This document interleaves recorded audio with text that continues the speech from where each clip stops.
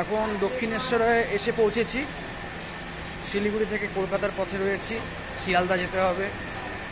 এখন চোখে একটাই স্বপ্ন। কিসের স্বপ্ন?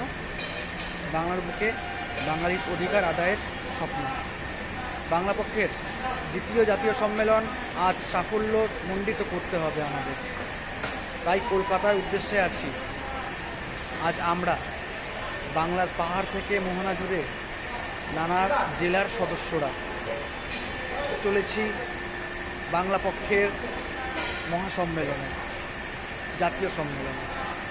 তামিল, কন্নড়, পাঞ্জাবি, মারাঠি, কোশলি সহ বিভিন্ন অহিন্দি জাতির জাতীয় ও ভাষা সংগঠনের তরফ থেকে বাংলা পক্ষর দ্বিতীয় জাতীয় সম্মেলন উপলক্ষে সংহতি বার্তা এসেছে। এটি একটি অহিন্দি জাতির ঐক্যের বার্তা।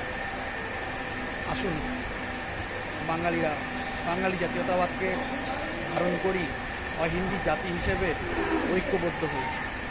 জয় বাংলা।